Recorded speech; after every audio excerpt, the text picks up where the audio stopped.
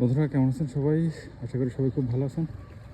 বন্ধুরা, যখন ভিডিও করছি তখন 10 জানুয়ারি।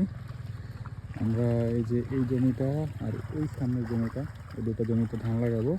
আর এইদিকে এই যে কচু লাগানো হয়েছে, আপনারা যদি একটু লক্ষ্য করেন, এই যে আমরা যে লতিরাজ কচু লাগাইছি, এই যে কচু অলরেডি হচ্ছে গিয়ে পাতা বের হচ্ছে।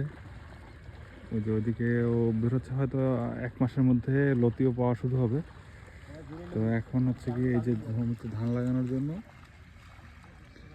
মই দেওয়া হচ্ছে। মই দিয়ে আসলে জমিটাকে সমান করে নেওয়া হচ্ছে। কারণ হচ্ছে জমি তো একদিকে উঁচু একদিকে ঢালু হয়ে যায় অনেক সময়, ওই যে চাষের কারণে।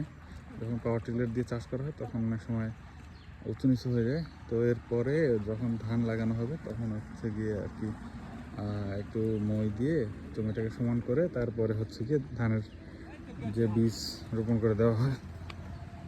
তো আগে এই কাজটা এক সময় গরু দিয়ে করা হতো। তো তারপরে হচ্ছে গিয়ে টিলারের পিছনেও অনেক সময় মই বেঁধে মই দেওয়া হতো, কিন্তু এখন এখানে টিলার পাওয়া যাচ্ছে না। টিলার হচ্ছে গিয়ে এখানে জমির ধান চাষ করা শেষ হয়ে গেছে, যার কারণে তারা অন্য এলাকায় চলে গেছে। তো এখন যার কারণে আমাকে এই যে লোক দিয়ে করাইতে হচ্ছে। তো আজকে হচ্ছে কি আমার ধান লাগানো এই প্লটটা হয়ে যাবে, ওই প্লটটা হয়তো কালকে লাগবে। তো এর পরবর্তীতে হচ্ছে গিয়ে একটু জমিতে একটু জাস্ট সেচ দিয়ে জলটাকে একটু ধরে রাখলেই হবে।